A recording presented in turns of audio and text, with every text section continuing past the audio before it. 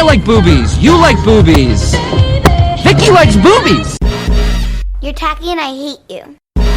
Now, are there any damn questions? Have you any idea what the street value of this mountain is?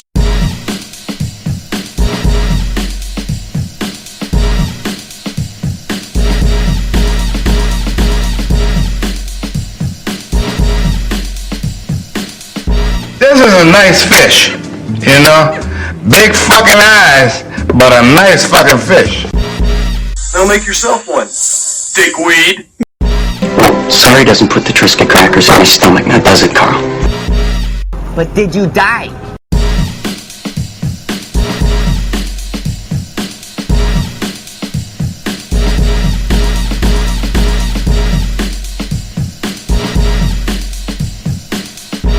Maybe it's a 10-year plan. Ooh, topic too absurd. No, sleeping time. We are nerdy, and we are all over the place right now. It seems. I'm Mike. I am Justin. I'm Logan. Cameraman is Kyle. There he is. Whoa, flipping around. Vinny is on assignment. Yes, he's also mine. Apparently, he sent word via Kyle. Yeah. He has not given up the show, that's for sure. He put in his time and effort. But also, who else is on us? Who else is listed? I'm Joe. There we go. What do you know? All right. Do we want to read Vinny's written statement right out of the gate? We should. He prepared it. I mean, might as well, right? Mm-hmm. Okay. Now, to let the listeners know, only 1/4 of us has a clue what's in here, because for some silly reason, Vinny decided to send it directly to Kyle. I read it through once, and then I read it out loud to Joe. Oh, so it's now my third time reading through it. All right, it's a good idea. And I had to take a cough drop because I know it's going to make me laugh. Good idea to familiarize with it as much as possible. Okay. All right, handing off to Kyle now. This is an official letter from Vin, Edgelord Supreme, first of his name, Slayer of Dragons, Defender of the Weak, in parentheses, Justin, and Protector of the Realm. Dear listeners, what's up? Please excuse my absence from this episode. At this time, Justin will now sing the national anthem to supplement my absence. Nah. So it says ... and in parentheses, pause for Justin's snarky response. Not as snarky as it could have been. In true Justin fashion, he didn't sing it, did he? What a communist. Typical noob. Anyways, while listening, please remember the edgelord fundamentals. Justin is always wrong. Star Trek stinks. Never agree with Justin. Batman rules, and never call anyone sir. Enjoy the pod and nerd on. Yours truly, the Supreme Edgelord, Alpha, Dark Knight Rises, Vin. P.S. Did I just fart? The man knows his audience. Yes. I'm crying. I love that he said pause for Justin's snarky comment. I wasn't going to feed into his bullshit. Alright. Do we go directly into a show from there, or does There's personal anyone have something to there's speak personal stuff that happened over the weekend, right? We want to touch on that. It was a very emotional weekend. Yeah, it was. It was a long-ass weekend for me. Yes. You didn't seem to stop at all. Along with your new work duties. So for those that are wondering, pretty solid opening weekend. Pretty good. Pretty good. Made a couple $100 on just a handful of orders. So already, if the trend continues, it's on par with what I was bringing home from the post office. So fuck that job. Minus a couple $100 in gas. Yeah, I'm saving quite a lot in fucking travel. Today was the first... I don't know how you did that. Today was the first day I put gas in my car since my last day of work at the post office. Feels good, doesn't it? That was fucking great. Yeah. I could not imagine having to stop for gas. Well, pretty much every day for you. At least every other day? Yeah, it was like every 2 days at least. Every other day of the week is not fine as far as that's concerned. No. But yeah, super busy. Also was preparing food for my dad's house for Saturday on top of this. So, like, getting 3 orders Thursday night to have to ship out by the end of the day, Friday/Saturday morning, was a thing. I didn't stop baking until 10 o'clock Friday night. And then was up for a little bit, passed out, woke up early the next morning, had to rush to my grandmother's house because the impatient woman that she is decided that I'm not going to wait for Justin and Ashley to show up since they're cleaning my house today to go get a box out of my shed. I'm just going to go and do it myself. And she fell and fucked her leg up and busted her knee pretty nice. So when I got there, thankfully a nurse was on his way, came over, it was fine. She just needed to ice it and like move every once in a while, but elevate and all that crap.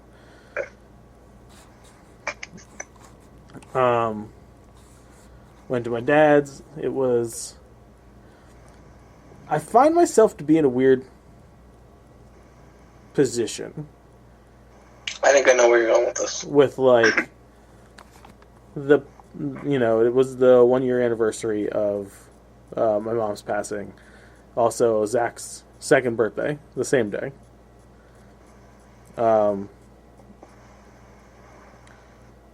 So for me, it's hard to be completely, like, emotionally distraught. I haven't been through this entire thing to begin with. Like, I've had to maintain my senses and for everybody else. And because I've done that for a year now, I don't want to say I'm numb to it. But I now realize, seeing how everybody was on Saturday, that I just handle things so fucking different. Yeah. I mean, oh god. I have a bit of concern that it's going to smack you upside the head when you least expect it, especially since the last year you've had that horrendous job on top of the other stuff you have to take care of. And you literally, when it happened, stated you're going to take on many of her roles in life. Like, you're going to try to steer the ship family-wise as much as you can. And I have. On top of everything else that was going on. So I've done a pretty solid job of that. Yes. I would say so. Restful. I think part of that is a decision to not allow yourself to stop and think about things.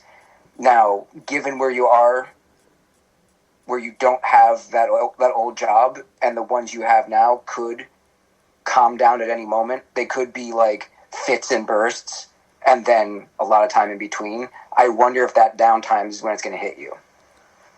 I don't get me wrong. I've had my moments, right? Okay.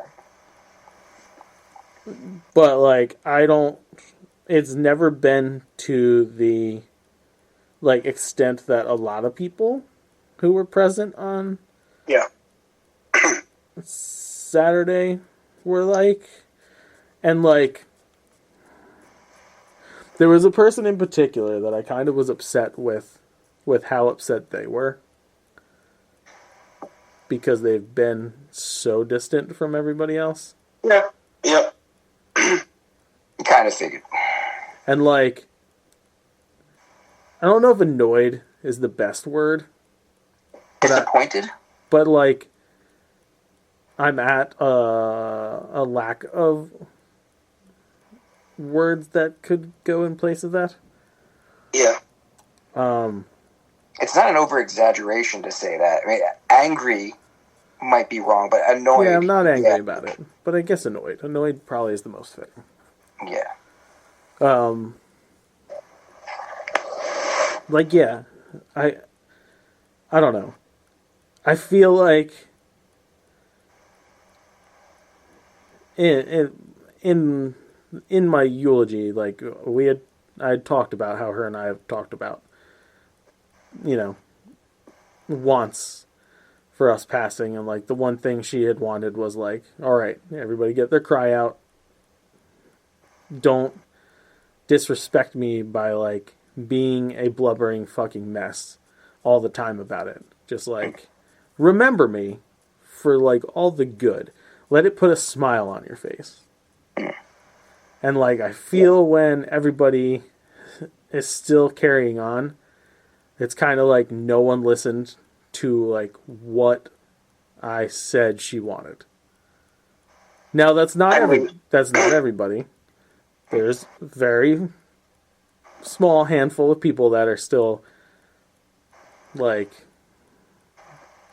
not at the best about it. If everybody was just like that, just a complete old Italian lady wreck, Yeah.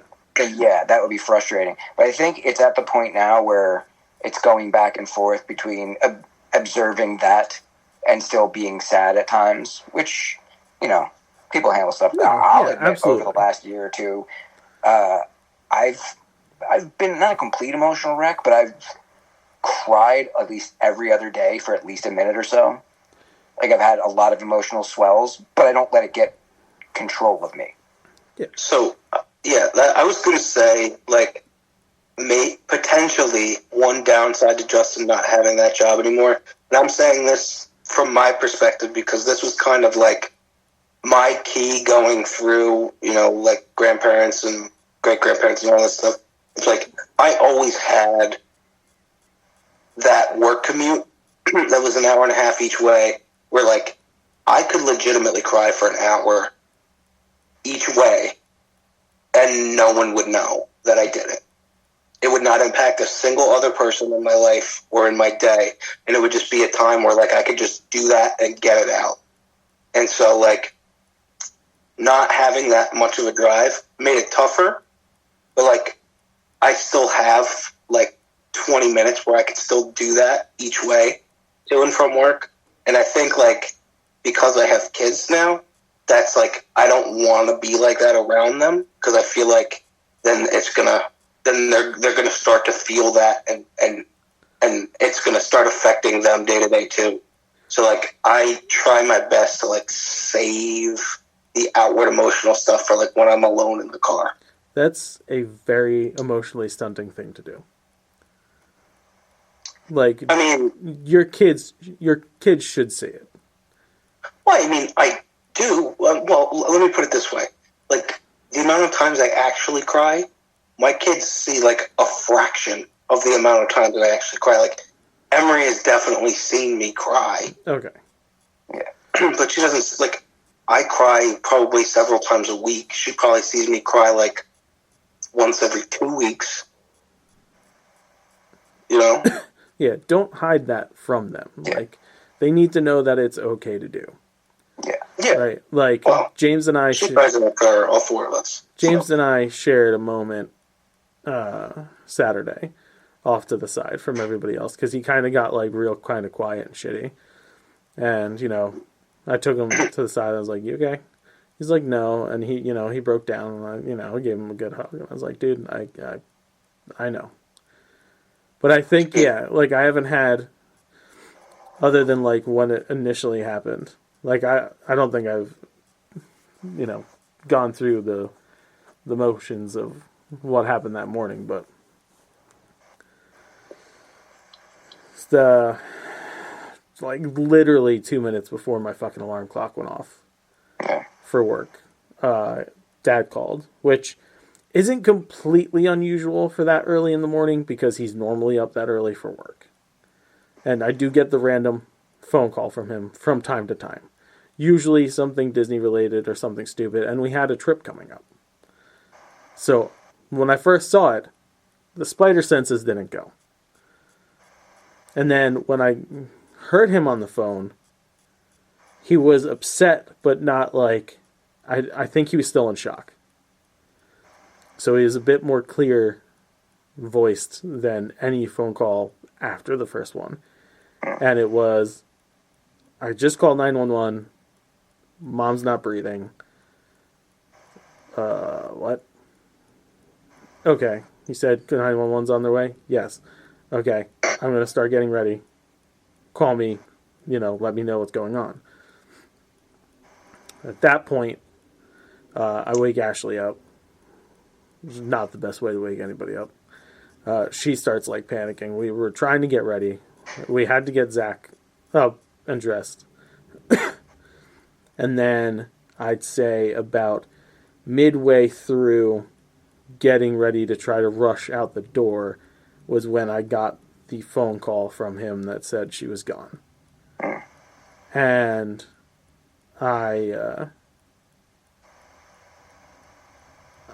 she had just finished changing Zach and came out into the kitchen, and I was standing between the living room and the dining room, and I just dropped my phone and I dropped to the ground and just fucking died inside. And that was my big moment. That took a few minutes to process, and at that point, that's when I started having to make the phone calls. And I think the second worst moment of that morning was when I had to call my grandmother. Because I thought, because I had gotten hold of Tracy first, Tracy said she was going to tell her. So when I went to call her, I said, "Is Tracy there?" Because Tracy told me she was supposed to be there. And she wasn't. And then she got upset and asked me what was going on. And I said, "Tracy will talk to you." She's like, "Tell me." So I told her, and that sucked. Yeah. That's the same thing I went through with Sean. Right. And it's the saddest thing you'll ever have to do is tell a parent their child died. I think that after that phone call is what shut me down inside. And I don't know. You become all business. You have to get shit done, and you can't allow it to over you at that point. So that's how the call that morning went. Anyway, so Saturday happens. It was good to see. It's always good to see the family. It's always good when everybody gets together. There's a lot of food had. My cousin Dave ordered $80 worth of shit from the bakery. So everybody got to have desserts. And it was fine. The day passed pretty quick. We were, like I said, I was exhausted from working the night before, getting up and yada yada yada. And the next day was Mother's Day, so I still had more shit to do. We left, I think, a little after 6 o'clock, and came home, and we showered, and James went to bed, and Ash and I just kind of sat and watched television for a bit. And it was just at that point, just everything kind of hit me. I didn't cry or anything, but I was just I had never felt so physically and emotionally fucking drained as I did Saturday night. My body was hurting. My mind was going everywhere. And I was just just done. And so the next day was pretty decent. We had a pretty decent Mother's Day. I made brunch for my mother-in-law and sister-in-law and wife. We went to the Cape May Zoo. And then we came back and we watched, we dropped James off, and then we came home and just vegged and watched television. And it was really nice to just chill. The weather was great. It was nice to have an unwind from, just all last week. It was just a really weird week, man. From being fresh start, so from taking on new things. First week of being out of the post office, really keeping the fingers crossed on is my first week going to be a bust or not? So it was nice to actually get business in that first week. Did you crack a beer? I didn't drink all weekend. You didn't just relax and just... No, so like, Yeah? despite the huge amounts of peer pressure, on Saturday, I did not. I had a sip of the new cider Mike got, which I really fucking enjoyed, so I'm hoping you can find some for Saturday. Yeah, that's going to be the belle of the ball Yeah. for the 2-year-old's birthday. Yeah. What kind of cider? It's Mackenzie's, the same one we have the black cherry. Black cherry? They now Which I fucking love. They make a blueberry apple, right? cider. Yeah. Yeah, it's fucking Joe. It was good. Yeah. Ooh. But yeah, like, so, Joe, you know, I don't buckle to peer pressure whatsoever. I also don't like when people tell me what to do. So when people try to get me to start drinking, I very much clam up. And I was already emotionally, like, stunted for the whole day anyway. So I was like, I'm not drinking. Like, it's not a thing that's happening. I'm here. I'm going to get the food cooked. I'm going to feed everybody like Mom would. I'm going to then clean up and organize. And then I'm going to chill, shoot the shit with people, hand out my business cards, talk family members into having me book their next European vacation. And then just, like, enjoy the day as much as we could. And that was that. I did not drink. I did not drink on Sunday. I will more than likely drink this Saturday. I'm very happy with Saturday. I drank just the right amount. A 6-pack? No, I probably came close to a 6-pack. I had at least 4, maybe 5. I thought you killed it. A bunch of people tried them. No, okay. So it came down to the point where I had to dip into the other ones, but only one of them. A couple shots. After you left, I don't know if you were there for the music session. I was there for the music session. Yes. The full music session, because it kept going. I assumed it was going to keep going, because it was still going when we left. Yeah. I don't know if you were there when I put on Dog Days and got super emotional. No. Yeah, but I'm glad I wasn't, because that probably would have been the moment that broke me. Yeah. I did. I fucking... Yeah. It makes me think, though, based especially upon what you were just talking about, like, the concern I started to have is, oh no, is this going to be a yearly thing? Are we going to focus on this every year? Because, like, you know, like you said, I'll get together with family and get drunk, you know. Sure. I'm down with it, but is it healthy? No. And on the other side, is it not healthy to not do this on the 5th anniversary or on the 10th or whatever? Yeah, like, so I think it was my grandmother's like, we need to make sure we do this every year. And I looked at it and I was like, I get what you're saying, but please do understand that it is also my son's birthday. So, like, I have no problem with, like, clearly his party is the weekend after this year. And his party was the weekend before the previous year. But, like, which I was very happy she got to attend before, you know. But, like, yeah. That's the thing where I might draw the line and be like, I cannot do this every year. Yeah. That'll break you. Yeah. Like, I'm good. I got no problem. Like, if everybody wants to get together and, like, go out for a drink or go out for a meal, fine.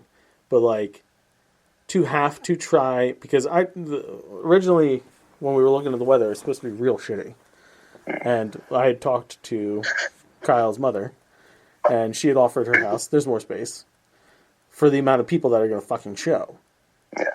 Because my dad, for some reason, can't keep it to, like, the small number that we originally agreed upon. Like, I'm just going to invite, like, these 12 people. Okay, cool. That's good. And, like, 2 weeks before, it turns into, like, oh, it's not that many. Well, how many? Well, this person. Dad, that's like 40 fucking people. Yeah, but it's family. Yeah, dude, I get that. But, like, it's still 40 people. So the Higginses have a thing where, like, even when they say they're not going to, they still go. They always need to end up inviting all their siblings. Yes. To everything. Everything. Which is like, well, most of their siblings to everything. And, Why? Is there one that's... Yeah. Yeah.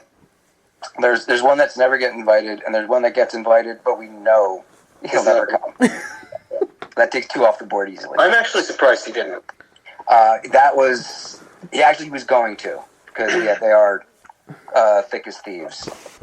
Justin and my dad are fishing buddies. But if you want to get into my family drama, my stepmother is ailing and apparently fractured multiple bones, and nobody really know about it.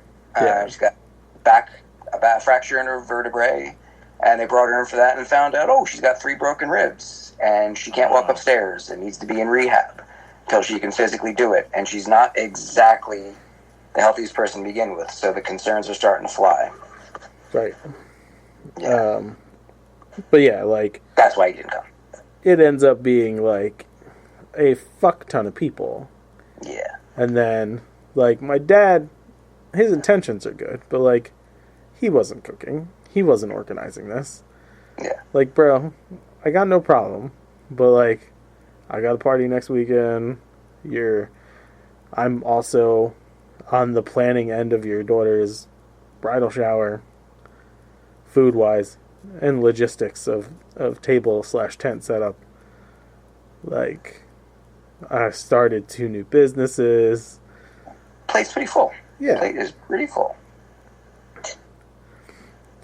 But I think that one thing, though, going forward, like, year to year, like you're saying they want to, like, certain people want to do this every year, is, like, I think it's perfectly okay to have the gathering be for Zach's birthday, and then just take a moment at that event to acknowledge and remember your mom. I'm fine with that. Yeah. Which leads me into another thing from the weekend. So my dad, he's paying for my sister's wedding. That's no secret. We've talked about this before. Not a point of contention. But Anymore. yeah. Well, we've established things on the outside that help make it fair. Equitable? Yes.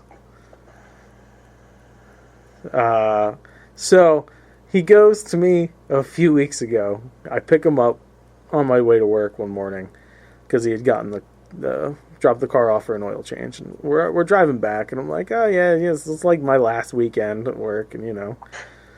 And he goes, all right, I got something to ask you. I'm like, okay. He's like, I wanna write a speech for Kelly's wedding. It's like, okay.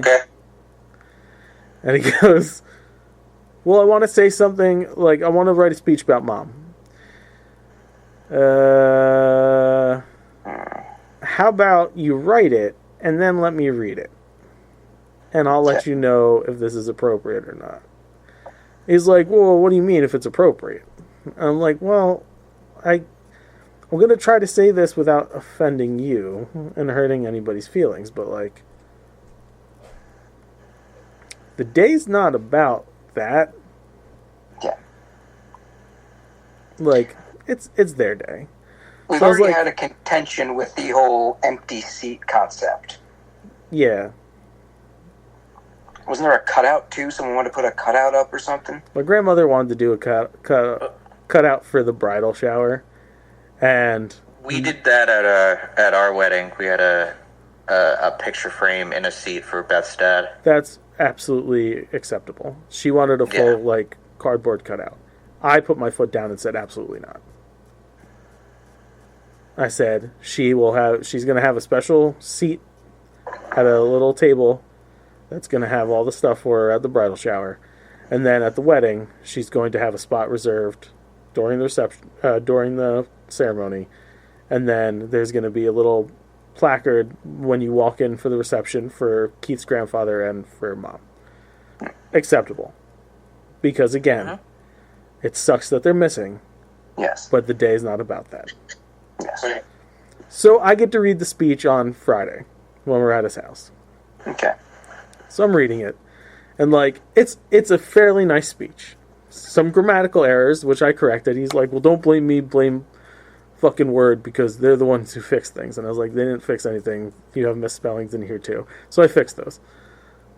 And he's like, that's not why I gave it to you. And I was like, I know, but Mike and I do this to each other all the time, so blame me. But it's important. The only way to learn is by being told you're wrong. Yes. Supposedly. That's what I suppose.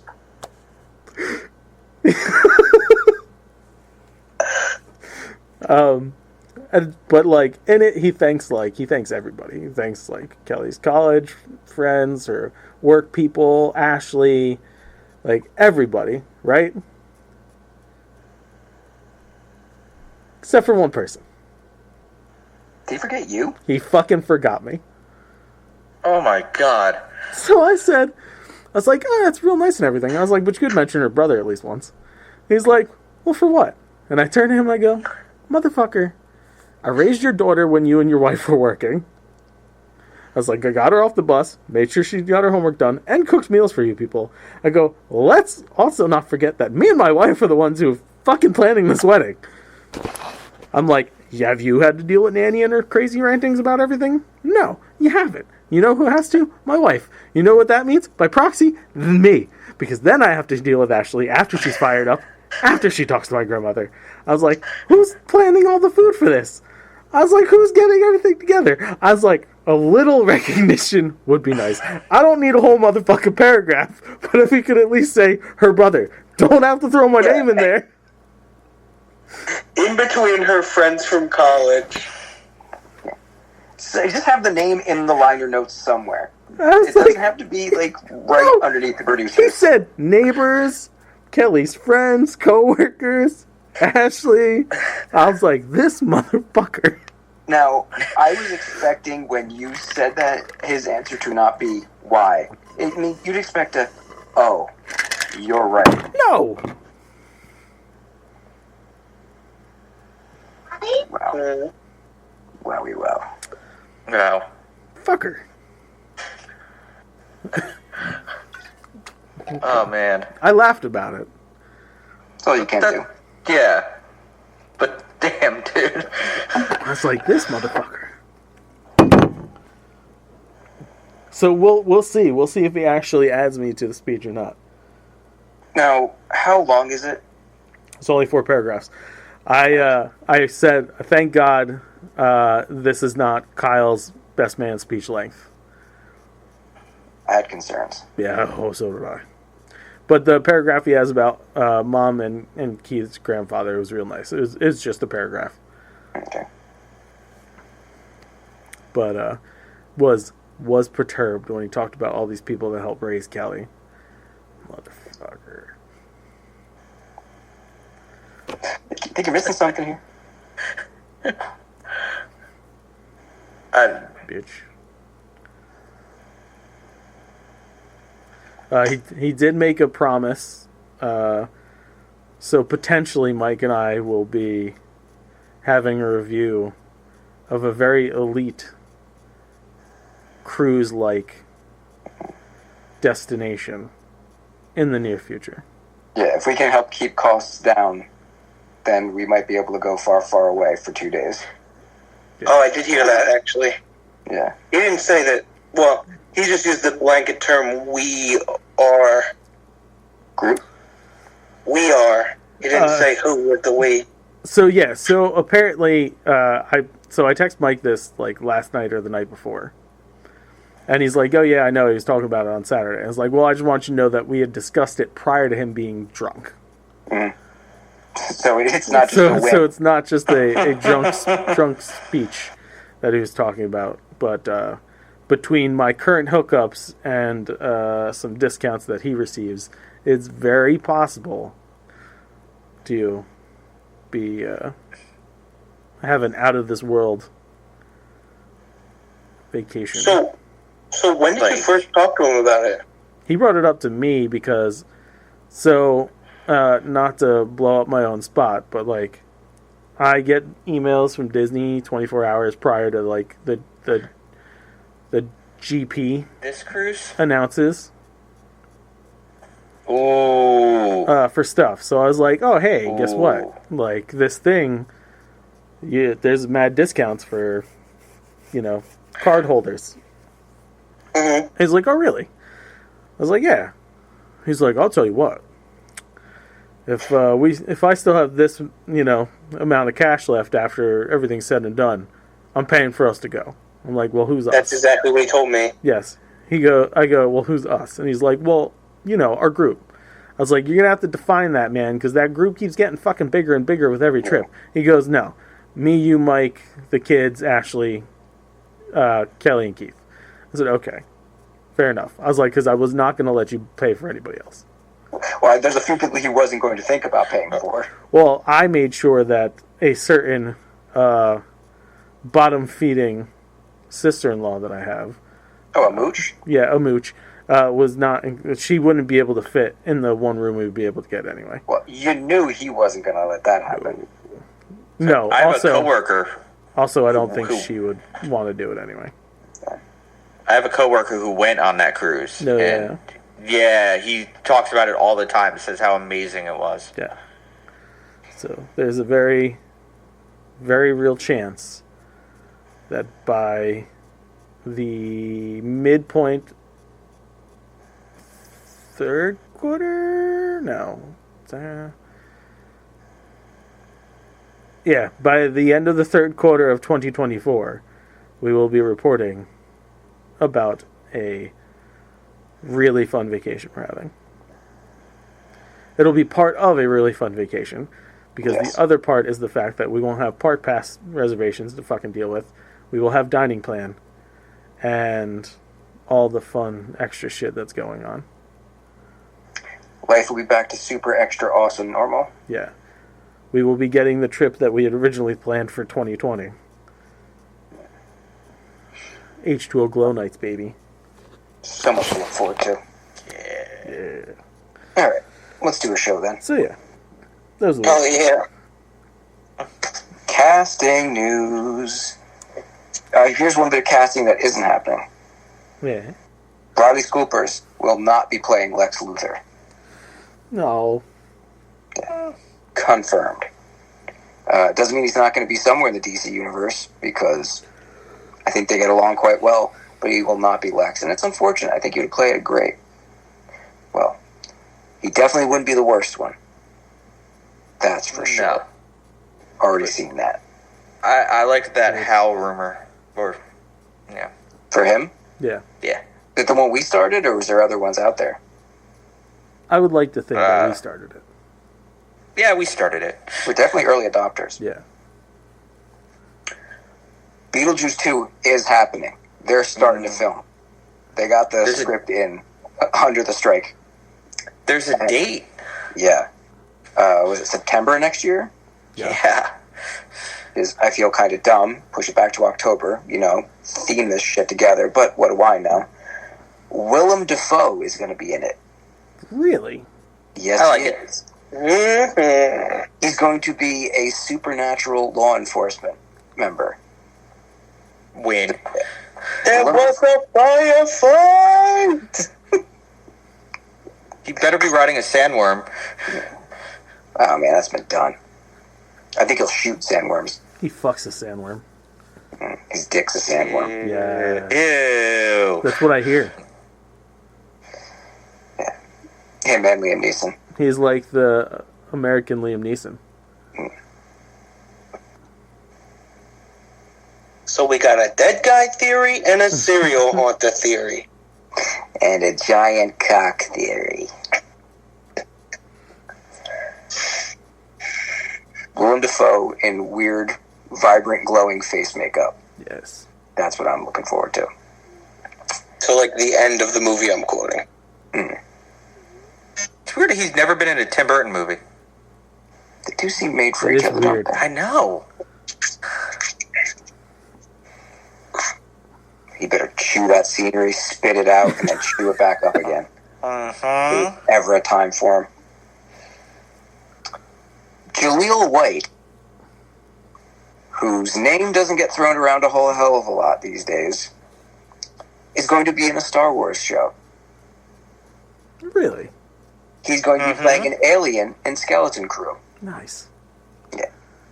I mean, it's a shame his name doesn't get thrown out there that much. Dude is very talented. He's like a triple threat. And hopefully this will be his Key Kwan moment. Yeah, where everyone just reminded. I'd like to see a Jaleel White Assance. Yeah. Jaleel Assance. Yeah, Jaleel Assance. Pictures today popped up online of a WWE wrestler on the set of Captain America. Sure did. New World Order. And I don't know if I'm happy about this, but he's playing a bad guy. He's playing one of the Serpent Society members, so fitting. Seth Rollins is going to be in it. Yeah. And apparently they changed the Cap outfit. He doesn't have the one that's directly from the comics anymore. It's weird because it looks very similar to the Shield Cap suit from Winter Soldier. Yeah, it's a lot more blue. It's more muted. Yeah. And I don't know, maybe they got some complaints about how bright that first one was. I liked it though. I did too. Directly from the comics. It was one of the most spot-on recreations they've ever done. Yeah, but you know how they are though. They like to try to do like 1,000 different variants of shit. Yeah, they need new figures, new Funko Pops. Yeah. Meg Foster. Now, you probably don't know her by name, but she was Eva Lynn in the live-action Masters of the Universe movie. That lady. She was in like every other 80s movie as the lady with the crazy blue, like white eyes almost. Yeah. Really good actress too. Is returning to the Masters of the Universe fold. Yeah. She's going to be doing the voice of Motherboard, one of the villains in He-Man the Masters of the Universe Revolutions, the sequel to Kevin Smith Season 2. And, yeah, fucking cool. She's got a great voice. Amazing piercing eyes and a really great husky voice, breathy. Yeah. It's going to be awesome. I really enjoyed that first season. Fuck the haters. And she's perfect. It was just a vocal minority, man. A lot of people praise that show. Yeah. It's a good fucking show. It's a well-told story. They went in different places, and that's what scares the weak-minded. That's all the casting I have. Anyone want to cast one? I have casting rumors. Well, Vinny's not here. Someone's got to throw rumors around. And it's Superman casting rumors. He himself? Yes, there's there's currently 2 front runners. I've heard this. David Cornsweet? There's no way someone named Cornsweet is going to be on a billboard for Superman. Yeah, he looks good though. Like, he could definitely be. Like, I'm gonna send you guys a picture. You know the first thing I thought of when he said that name? I like to pronounce it Deerte, throw a little E on the end.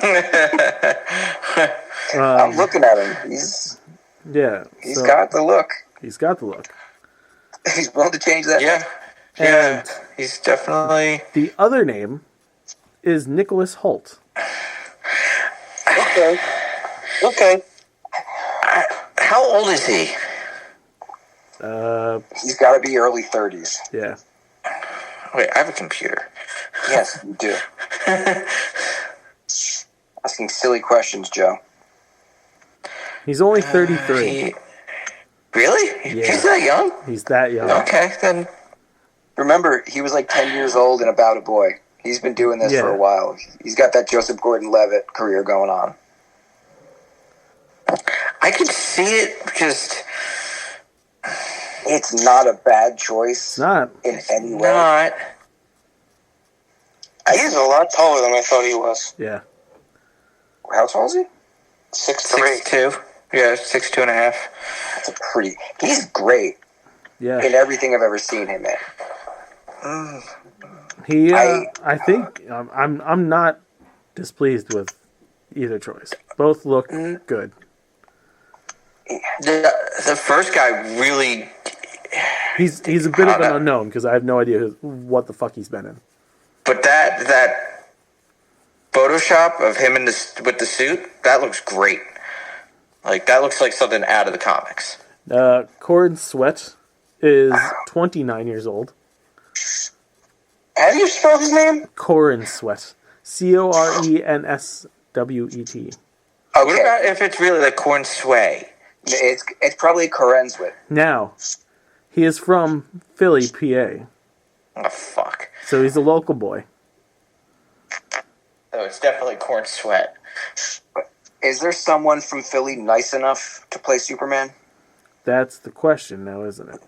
No. Wow, in that Photoshop, he looks exactly like Dennis from Always Sunny. Yeah. But he's been only in a handful of things. And nothing that I fucking have really watched.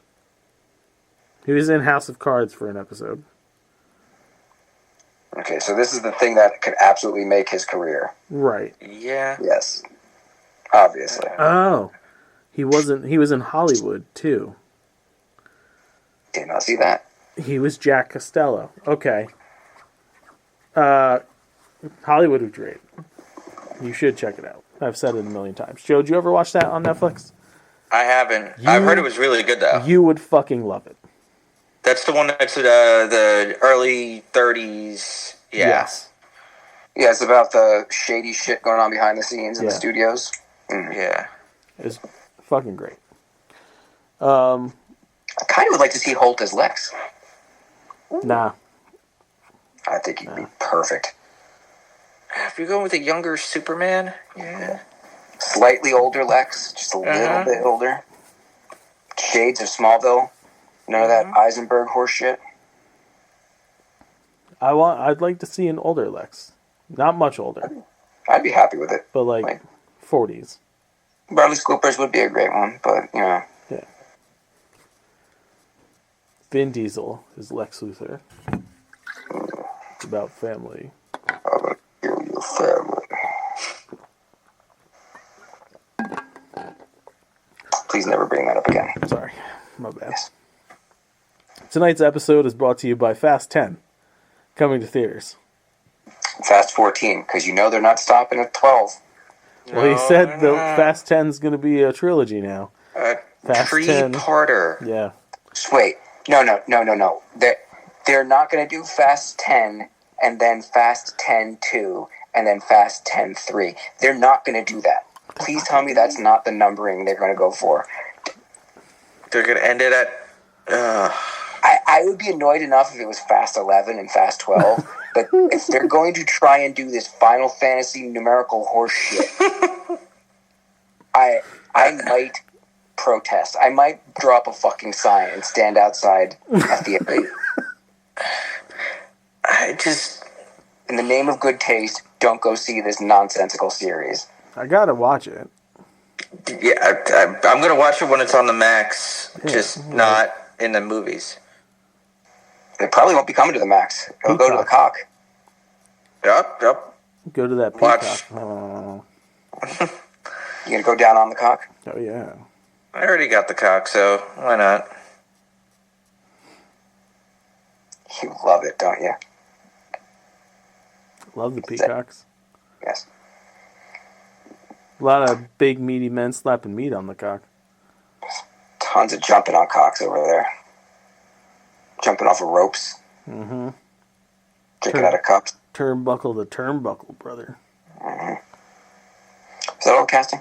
Yeah. Okay. We only have one trailer, right? Yep. Okay. And it's the second trailer for the Haunted Mansion. Yeah. And, yeah. Okay. I was a villain reveal. Yeah, it was weird seeing Jared Leto without any makeup on. Cruel. He's like 72, isn't he? 52. Yeah, he's fucking old, right? Dude, the Hatbox Ghost looks awesome. That's Jared Leto. That's Jared Leto? Yeah, that was my joke. So I wasn't sure if you were being mean, so I didn't want to be like, oh, is he actually playing the character? Yeah. Holy shit. Oh, wait, I pulled up the wrong Haunted Mansion. Dude, he looks fucking... Damn it. Pretty spot on. Uh-huh. For, they really... I forgot the artist who created him. he just died too. Yeah. Winona's in this? Yeah. Like, Not the good. cast is great. Yeah. We will definitely be seeing this in the movies. I'm not as interested. I just... 51. I can't really get behind... He's 51, Jared Leto. Yeah. Damn. This is Beth and I's favorite ride. He's a vampire. There's a painting of him in a basement somewhere that gets getting older and older. Yeah. Maybe he did go to some place and cut his hand and a bunch of bats came out. It's morbid time. I'm glad they didn't show us the singing heads or anything, or because you know that's going to be a part of it. Well, they did it in the first Better trailer. be. First trailer had it. There's a quick glimpse of the heads in the first trailer. I forgot about that. They look exactly like they do on the ride. There's another trailer I felt like that showed so much but didn't really show anything, but kind of in a good way. It didn't give much plot. You're not going to watch it until it goes into the Palouse anyway. I might not even then. I don't know. Yeah. But Jamie Lee Curtis looks great as Madame Leota. Sure she does. I'm not going to say it. I'm not going to say it. Well, the joke was going to be, yes, she looks like she gives great head. Because she's just a head in a ball. But, like, they show shots that seem to be, like, early in the movie before she's decapitated. Yeah. Probably going to be a prologue setup. Yeah. So she doesn't just have to sit in a room staring at a camera the whole time. I mean, it's cool. It looks like it's going to be more faithful to the ride than the Eddie Murphy one was. So It looks like it's going to be, like, genuinely scary at times, which is nice. Not like... maybe. Not, like, super scary, but it looks to be... It looks to be a lot more intense and frightening than the Eddie Murphy version. Yeah, it's pure comedy there. Yeah. The New Orleans setting, kind of, being someone who goes to Disney World, not land.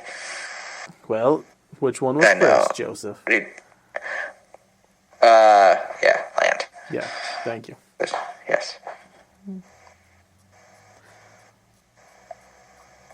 It might not be the mansion that we want, Joe, but it's the mansion that we need.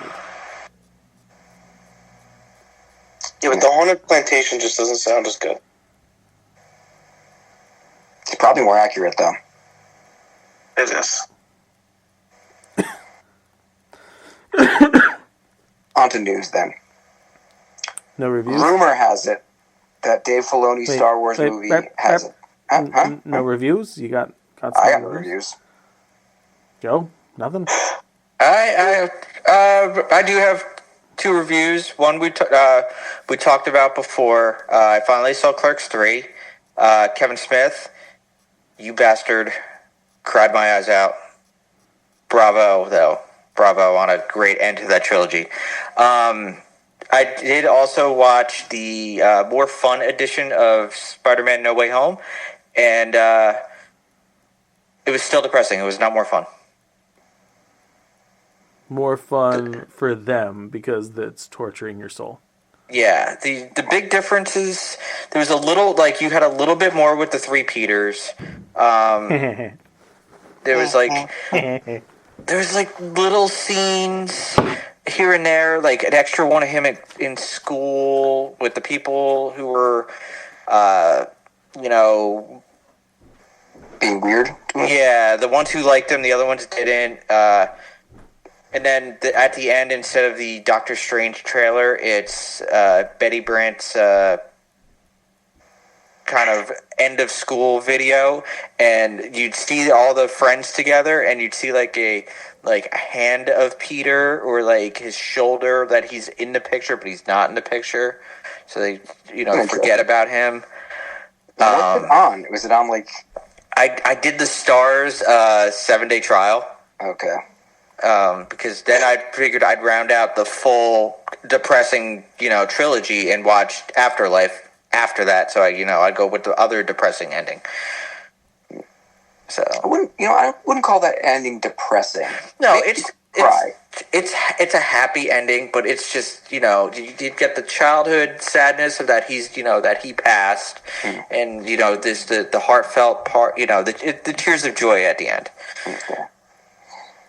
And then it made me want to watch, hopefully, when in December, Firehouse or wherever the hell it's going to be called comes out, and it's not rushed, and Yeah, I have a hard time believing they're going to get that done in time.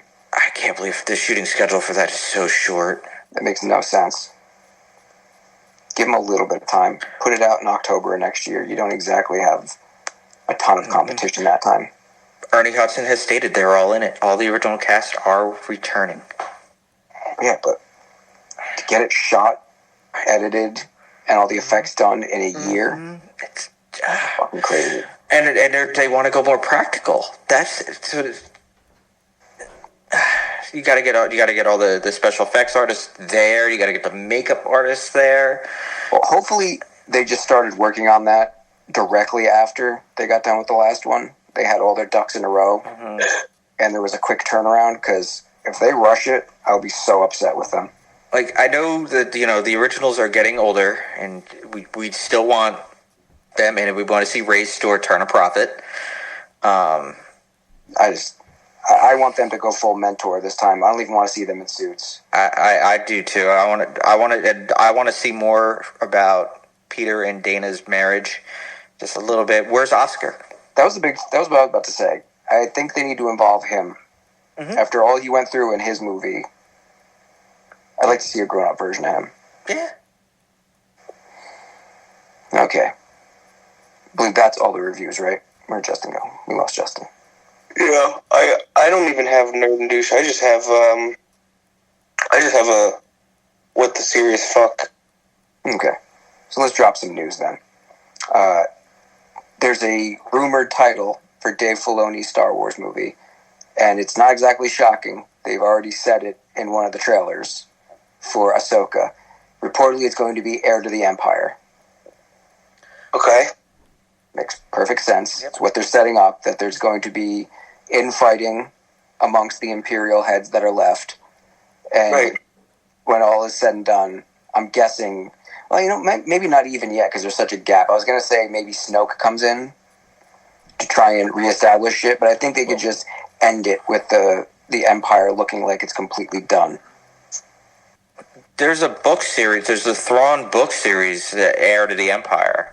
Yeah, and Filoni said he was inspired by a lot of the stuff in there. Odds are he's going to pull moments and maybe thematic elements, but I think most of the story is going to be notably different, since it's supposed to weave in Din and the story of Mandalore and Ahsoka stuff, and none of those characters were involved back then. So, in one of the books I was reading, because my coworker's reading it, he's saying it focuses on Thrawn and Vader's relationship in one of them. Oh yeah, that's some of the newer stuff that came out after the purchase. Yeah, that's the canon stuff, the Timothy Zahn books. Well, the Timothy Zahn ones aren't canon anymore. Those are legends. Then which is one of the stuff after, the more recent stuff with Vader and Thrawn, is Thrawn, a good chunk of it is Thrawn sussing out the fact that Vader was Anakin. There it is, yeah. Oh, you're right, the legends, yeah. Yeah. All that Zahn stuff is now no longer in canon. Doesn't mean they can't pull from it, though. That's true, because Filoni is pulling from the expanded universe. Yeah. He's not going to disregard that stuff. Not just to be a smart fan servicer, but he actually enjoyed that stuff. I do have to get going to pick up my wife from Florida. You must. She did ride Tron twice without me when she was in Disney. I do want to just to say to the listeners, YouTube, Nerdities on YouTube, subscribe and hit the little bell to get notified when we drop new content. Thank you. Now, I don't want to say it, but that's almost like sucking another dude's dick. Riding Tron without me twice. She's all bent over, laying on it. Yeah. Riding it. But she said she wrote in the front, and the front was fun, but Guardians was better. But you liked it better in the rear? I know, I've heard that. All right, well, you guys have a good night. Goodbye, Joe. Bye. Bye. All right, continuing with news. A teaser image was dropped, or a quick video was dropped for Mortal Kombat 12. And apparently, based on what they've shown, it might be a total reboot of the series. They might be going back to a more simpler time where it's the beginning of the Mortal Kombat tournament, or just resetting the table completely. And as someone who's played a good chunk of Mortal Kombat 11, yeah, they need to. That shit has gotten convoluted. It's virtually impossible for a new player to jump in and understand what's going on in this story. They need to start from scratch again. So, like, if it's a reboot, right? Mm-hmm. Do you... Are they still going to use, like, legacy characters? Or are they going to, like, completely, like, prequel story this shit? I think there's a lot of ways it could be felt as cheap if you go any of those ways. Let's say you just try to remake the original game with modern visuals and a more modern play style, make it smoother, right, and easier accessibility. That could be awesome. That could feel cheap. If you try and make it super duper complicated with like tons of characters, don't forget the first game was only like 1, 2, 3, 4, 5, 6, maybe 10 characters in total. The most recent one, like actual story characters, there's somewhere around 30 of them. It's not even including the tacked on ones for all the DLC. It gets fucking confusing. It's stupid confusing. So maybe stripping it down a little bit. I don't disagree with you. Yeah. I'm just saying, like, how are you going to handle trying to tell this as, like, like,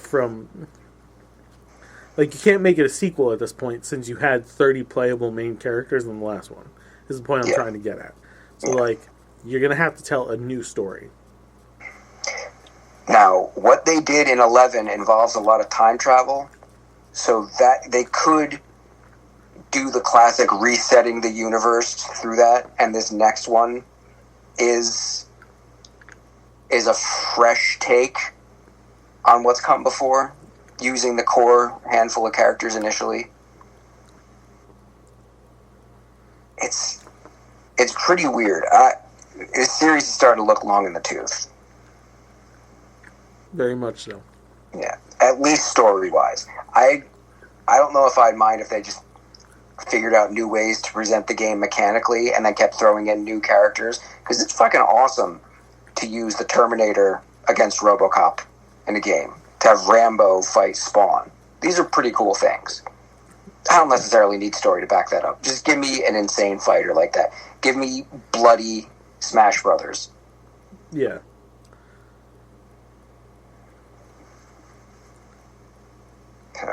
That's coming down the pike.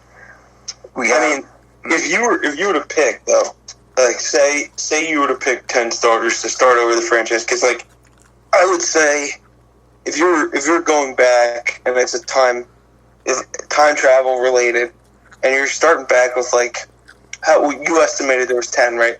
It's like the original 10. It's like just because they were the originals don't mean they're still the most popular characters, the most recognizable characters. Like obviously you're gonna have Scorpion and Sub-Zero. If they're doing that, they're going to be in that list of characters, right? Liu Kang's going to be in that list of characters. Sonya Blade's going to be in that list of characters. But, like, are all of them? Well, I think you need Johnny. Yeah. I think Jax, very important. Those are pretty much the core ones that if you don't have them, it doesn't feel like a Mortal Kombat game. Then I think, as far as villains go, you want Shang Tsung. Like, the instinct is to have Shang Tsung, but maybe you do a completely different villain. You need Kano. And Raiden, right? Mm. And I think we're at 8 now. Yeah. Kano, you said, right? Yeah, you need Kano. Kano, that's 9. Hey, there's... And Goro, right? That's 10? Yeah. They are, most of them are very iconic, though. We were able to pull a lot of them off the top of our heads, and we know how important they are for the whole series. It's a lot of the other ones, like fucking Cyborg and Stryker and Katana, you don't necessarily need in there. Not at first, at least. Right. Ermac. Mm-hmm. Smoke. Noob Sabat. Mm-hmm. We'll see, and I'll probably buy it when it goes down to like $10 on a sale.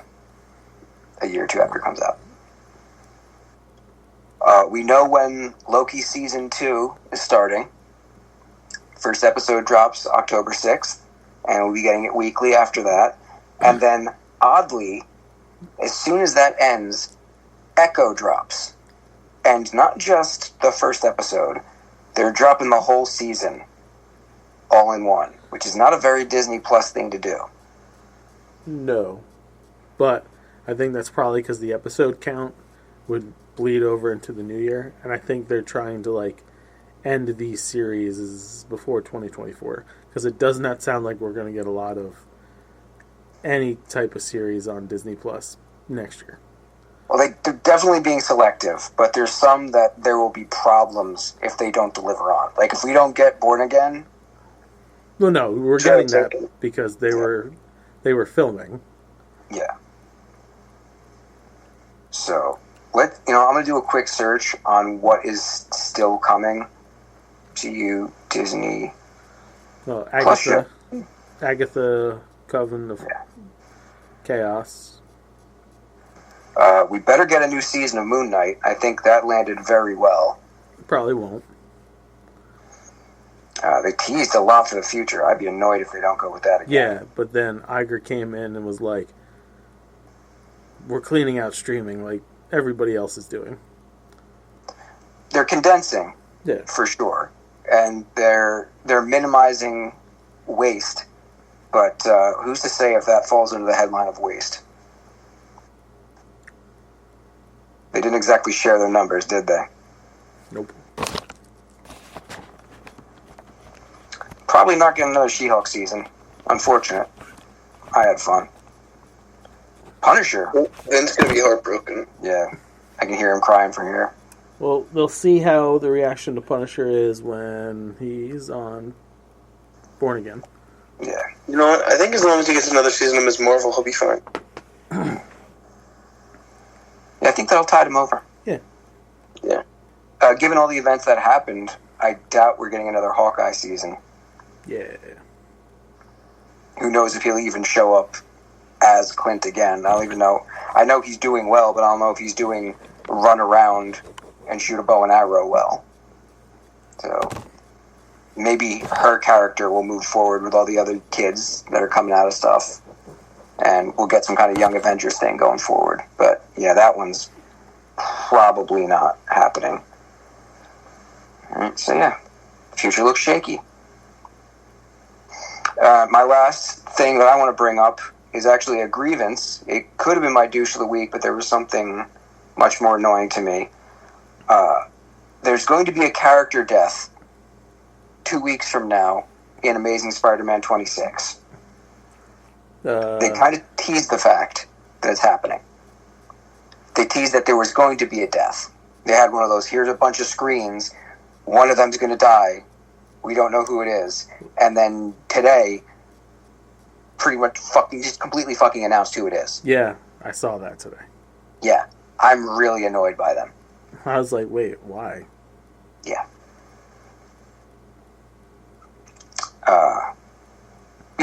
There's no point even hiding it, because this is a comic book death. Well, yeah. I mean, at this point, too, it was already announced by the fucking company. Yeah. They're going to kill Ms. Marvel. Yeah. In Amazing Spider-Man.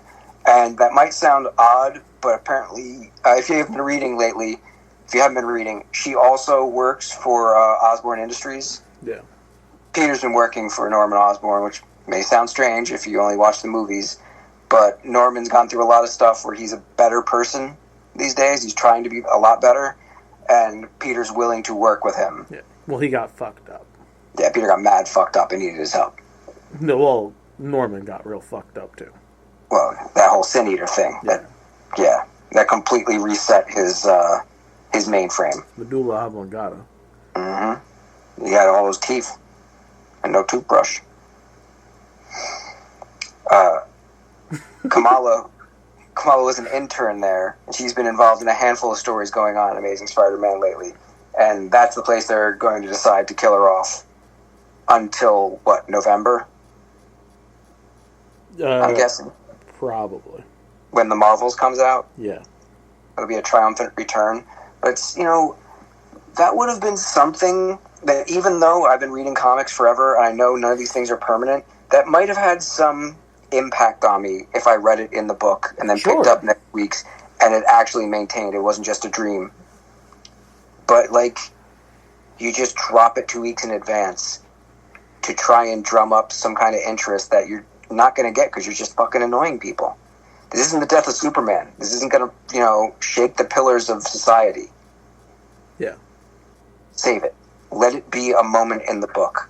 Let that drum up some kind of word of mouth. But no.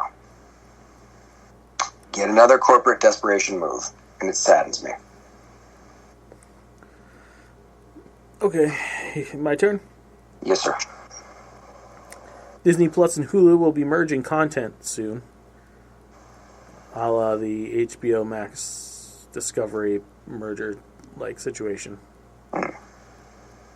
So that'll be fun. It's going to be weird. They better not cut Letterkenny. It's going to be odd seeing that on Plus, though. Yeah, but you can also watch all the Netflix Marvel series on Plus, so is it that weird? It's odd, but there aren't nearly as many fucks. But there's a lot of fucking. There's a good amount of hump and grind, yes. Jessica Jones's first season is a lot of fucking. Yeah. They don't, if I remember correctly, say cunt nearly as much as Letterkenny does, though. No. So they're really going to be pushing that parental filter. Yeah, that'll be fine. Nothing against it at all. No. Whatever. Streamline all that shit. It's going to be unfortunate they are going to cut a handful of content, at the very least, to make room. This weekend, going to be able to catch up on a bunch of new movies, because at least 3 big ones are hitting streaming as of today and come the weekend. Super Mario Brothers is now on all the streaming on demands. Not the free, not the paid. You can rent it digitally. Yes. Or buy it digitally. Quantumania hit the Disney Plus. And Dungeons and Dragons is on Paramount Plus. Definitely be watching that this weekend too. And Mother, the Jennifer Lopez movie, came out over the weekend on Netflix. That looks pretty fun. Is that the assassin one? Yes. Okay.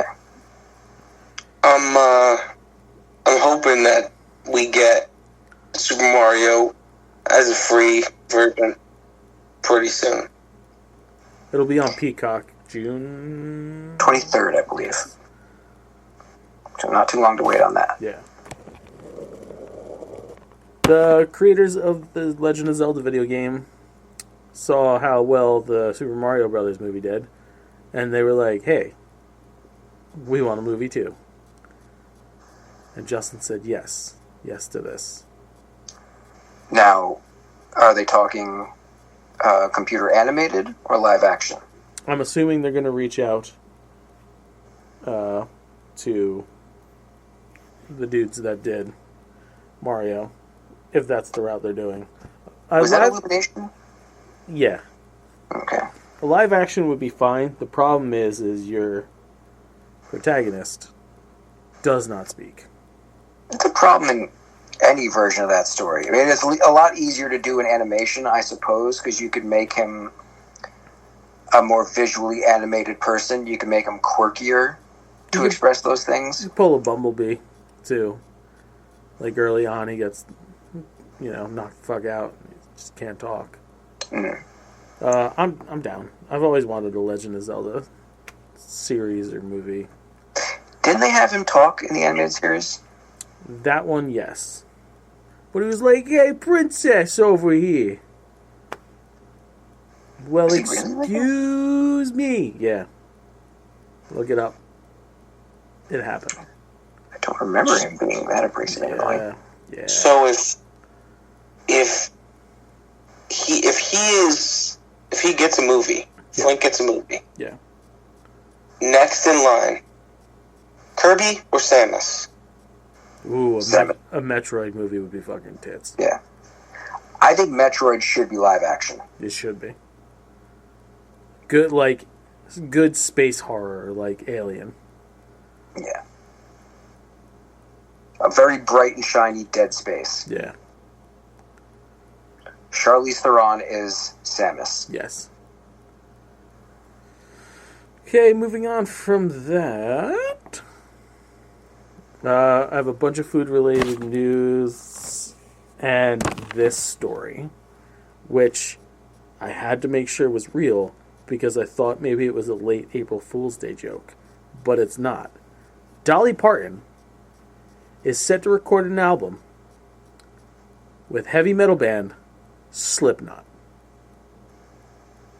Okay, I heard something about her making a rock album, and she was going to be working with a lot of different people. Is she doing a whole album with Slipknot or a song on said album? Apparently, Dolly Parton and Slipknot are making an album together. Not since the KLF invited Tammy Wynette to be in their video has such an odd combination happened. Yeah, but you know what? I'm down. I at least want to hear the single. I'm down for this. What would Dolly's Slipknot mask be? Pretty. I kind of picture her as that weird thing from Eraserhead that lived in the steam heater. I picture more like a melted butterfly. Mm.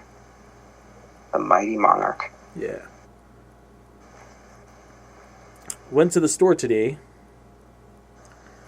and I was perusing the frozen breakfast section as I was walking down the aisle, and I came across Post Fruity and Cocoa Pebble Waffles.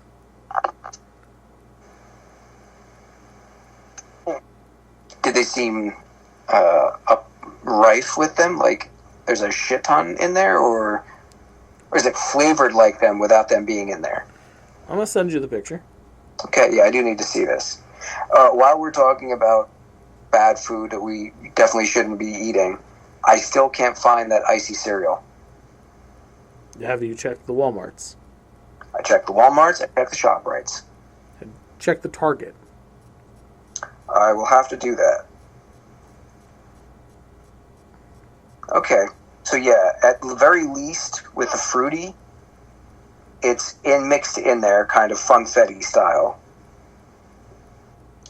Now, the cocoa looks like just chocolate waffles. And now, yeah. But there's bits in there.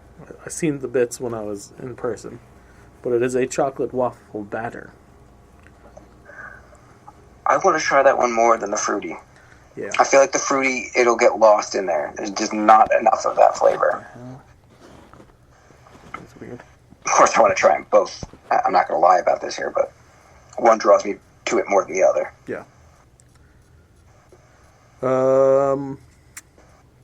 That being said, the new Epcot restaurant that is coming to the Japan Pavilion. We stated last week it is an izakaya, which is a Japanese pub style. Something I learned about it is that the draw to bring people back time and time again is not just that the menu changes like all Disney World restaurants, but it will change seasonally.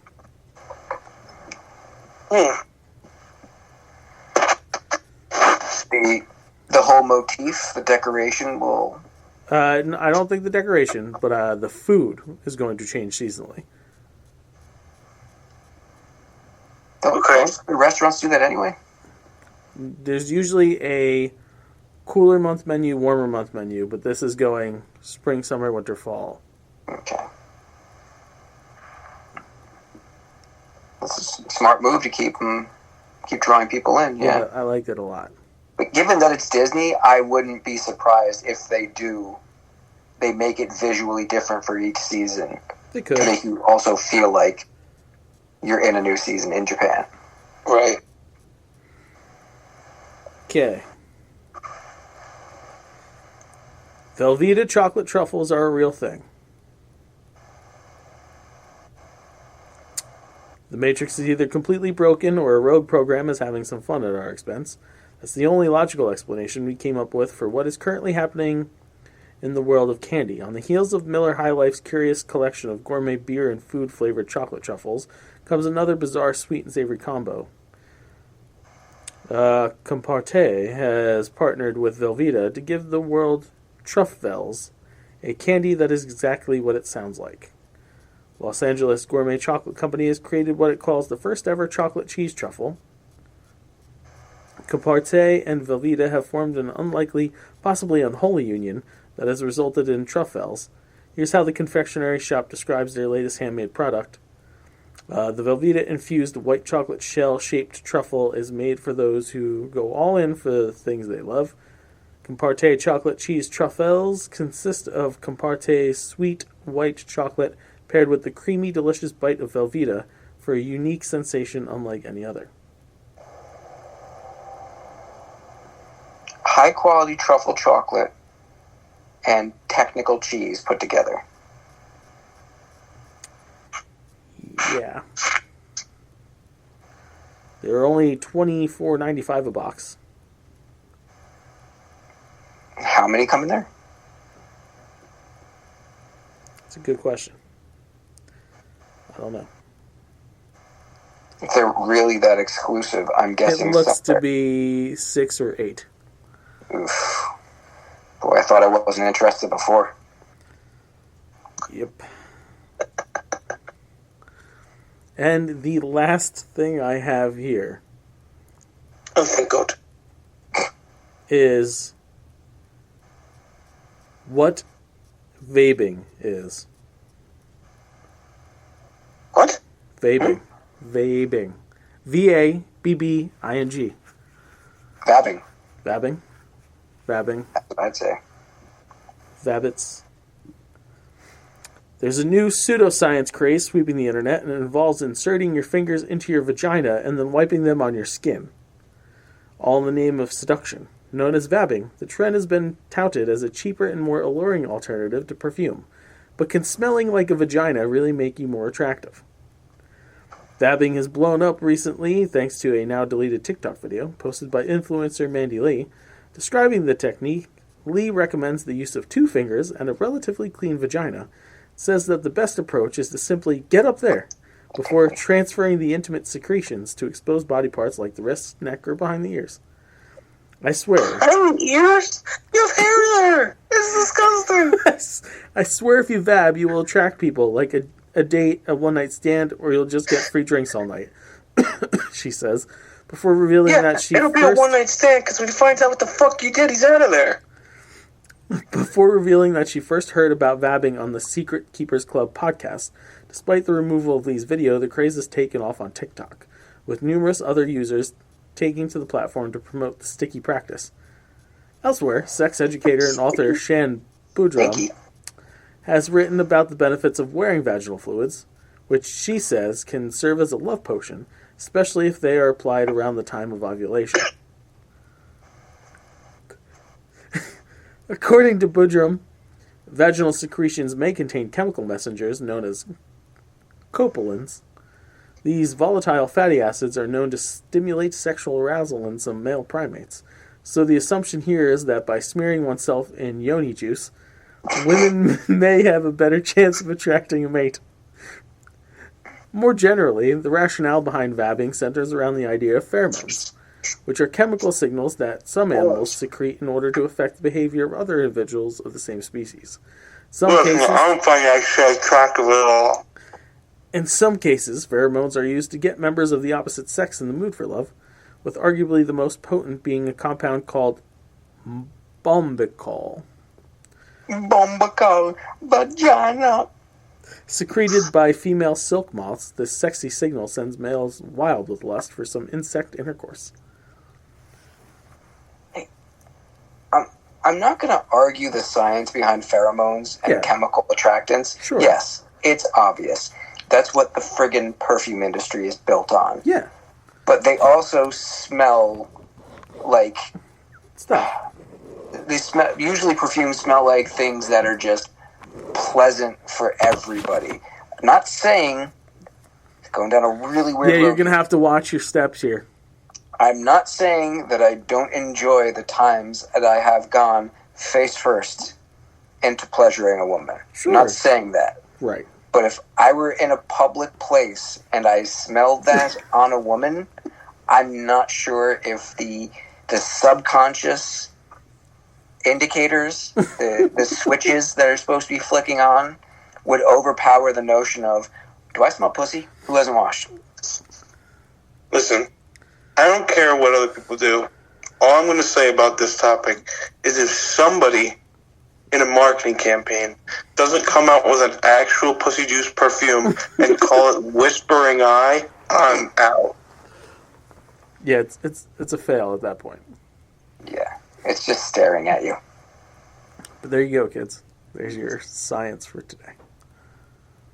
Forgot to put the word pseudo in front of it. Yeah, that's fine. But that was a science article. That was on IFLS. All right. Well, IFLS, they throw up fun concepts quite a bit. They do. And then do a lot of tagging to research. Anybody got a douche of the week? I got a douche. I don't know what the serious fuck. Ooh, yeah. Go ahead, Let's Kyle. get this W2F out the way. I mean, you could say that this is a douche if you want, but... So on Saturday, CNN reported that there was a driver in Colorado that got pulled over for a DUI. Okay? He was driving 52 miles an hour in a 30-mile-per-hour zone. Bad. And according to the officer on scene, quote, the driver attempted to switch places with his dog who was in the passenger seat as the SPD officer approached and watched the entire process. The male party then exited the passenger side of the vehicle and claimed he was not driving. Wow.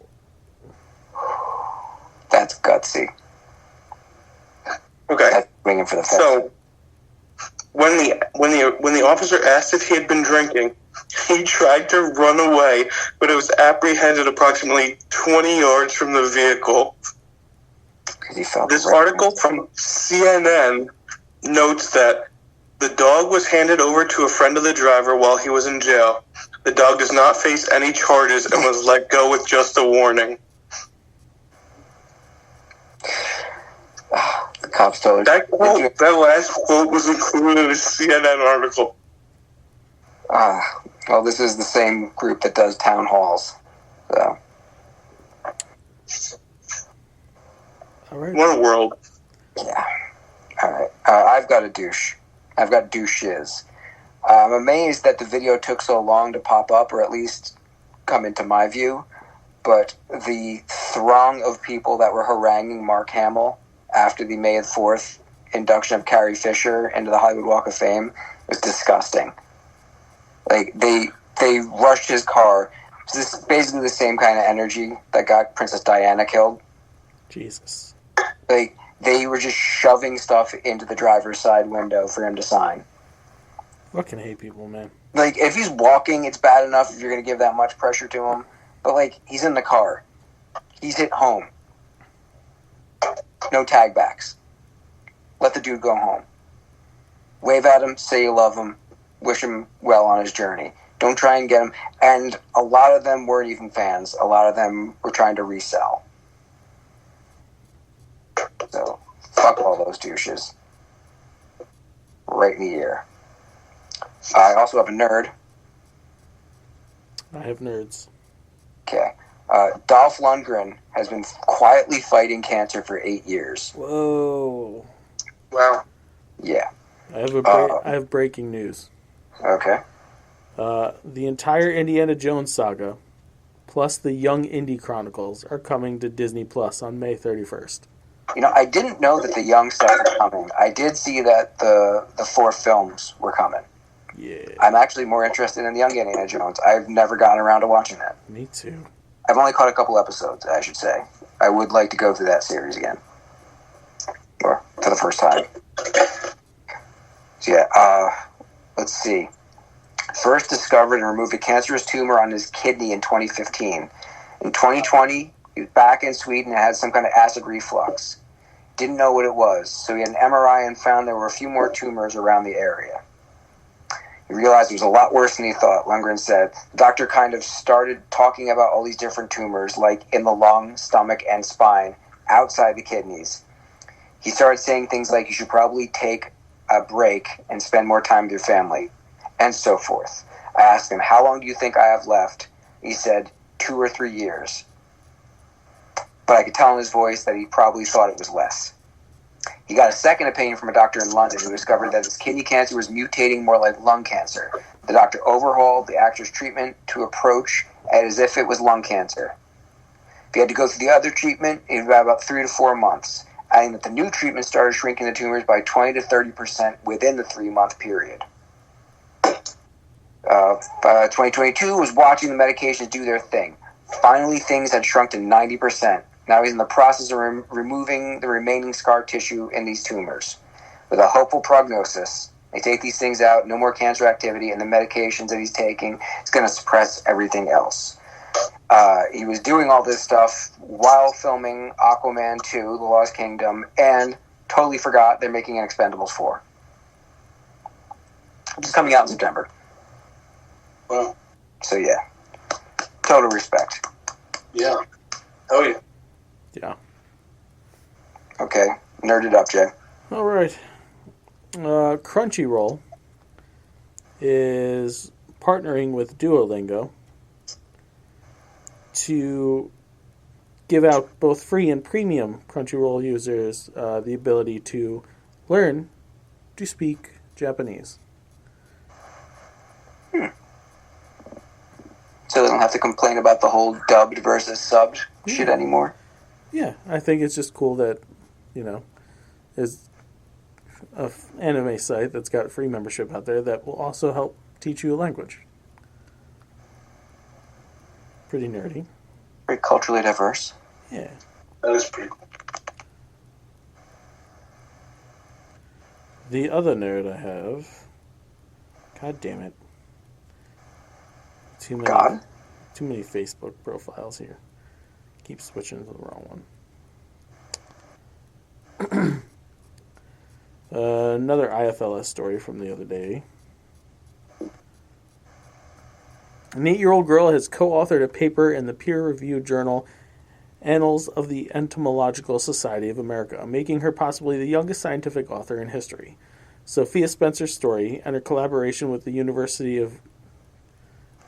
I'm not going to try to pronounce this. Guelphs. Guelphs?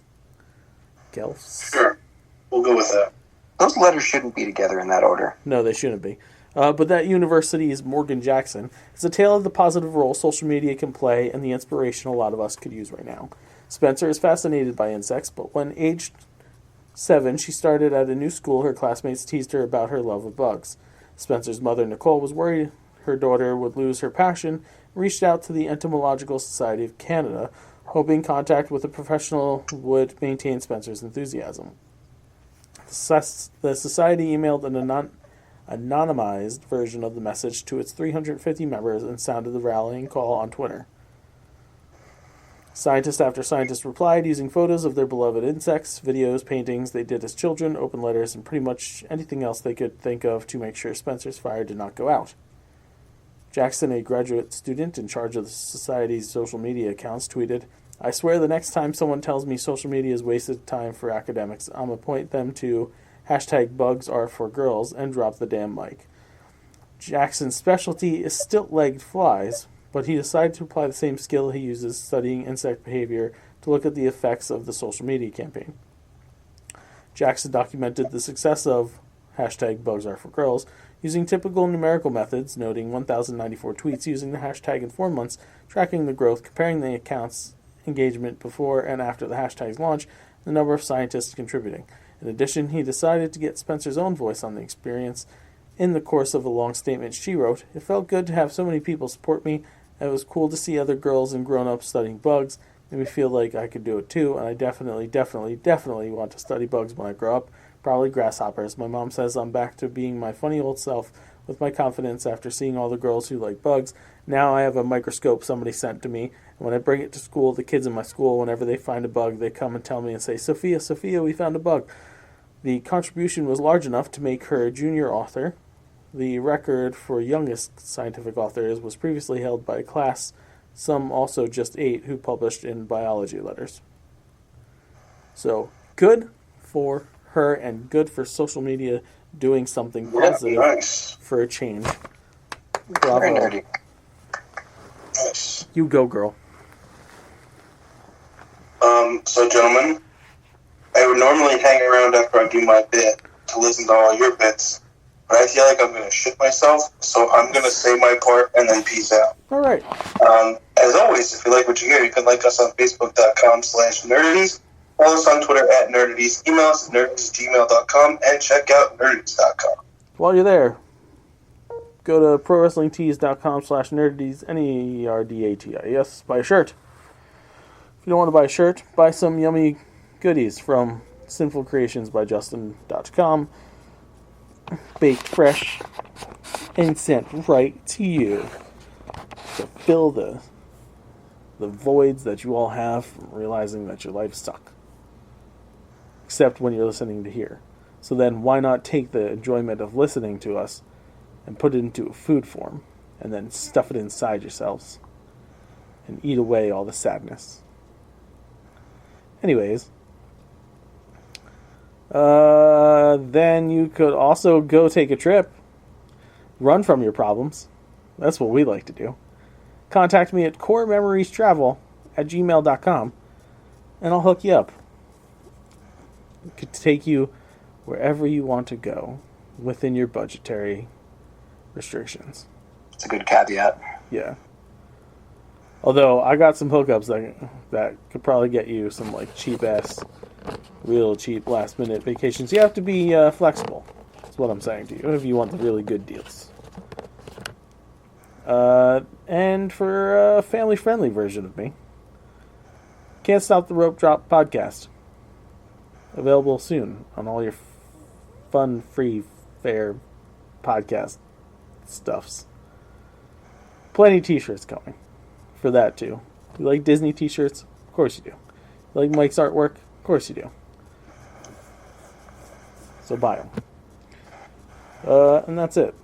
Alright, the opinions of the Nerdies crew are idiotic and poised up and over next week's to be far more insulting. Wow, we're dropping like flies in this friggin' pod thing. Yeah, dude. You know what, I'm gonna sign off right now so you're alone and it's awkward. Fuck bye. And why should I care?